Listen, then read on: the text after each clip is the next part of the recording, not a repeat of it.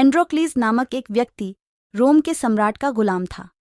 एक दिन वह स्वयं पर होने वाले जुल्मों से तंग आकर महल से भाग गया और जंगल में जाकर छुप गया। जंगल में उसका सामना एक शेर से हुआ, जो घायल अवस्था में था और बार बार अपना पंजा उठा रहा था। पहले तो एंड्रोक्लीज डरा, लेकिन फिर सहृदयता दिखाते हुए वह शेर के पास गया। शेर के पंजे में कांटा चुभा हुआ था।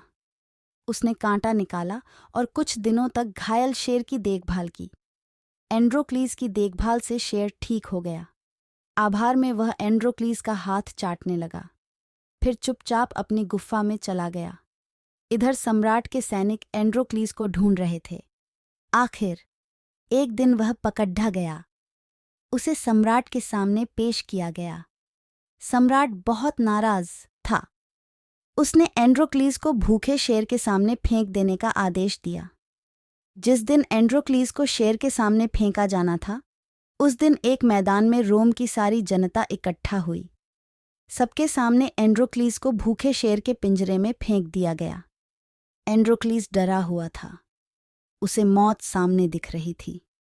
वह ईश्वर को याद करने लगा। शेर एंड्रोक्लीज की ओर बढ़ा। एंड्रोक्लीज पसीने पसीने हो गया। शेर एंड्रोक्लीज के पास आया। डर के मारे एंड्रोक्लीज ने अपनी आंखें बंद कर लीं। लेकिन यह क्या? एंड्रोक्लीज को मारने के स्थान पर शेर उसका हाथ चाटने लगा। सम्राट हैरान था, सारी जनता हैरान थी और एंड्रोक्लीज भी।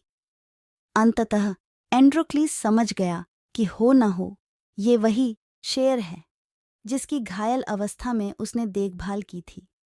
वह एंड्रोक्लीज को पहचान गया था। वह भी शेर को पुचकारने लगा और उसकी पीठ पर हाथ फेरने लगा। यह देख सम्राट ने सैनिकों को एंड्रोक्लीज को पिंजरे से बाहर एंड्रोक्लीज निकालने ने का उसे आदेश जंगल दिया। की घटना सुना दी। उसने और एंड्रोक्लीज से पूछा, महाराज, तुमने ऐसा क्या घायल किया था कि शेर तब तुम्हें मैंने मारने कुछ के दिनों स्थान तक पर ही इसकी तुम्हारा हाथ देखभाल की चाटने थी। लगा? इस उपकार के कारण इसने मुझे नहीं मारा, लेकिन आपकी सेवा तो मैंने बरसों की है।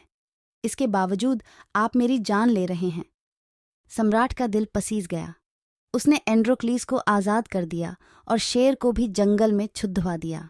सीख सबके प्रति सहृदयता का भाव रखो, फिर चाहे वो मनुष्य हो या पशु। जो आप पर उपकार करे उसके प्रति सदा कृतज्ञ रहो।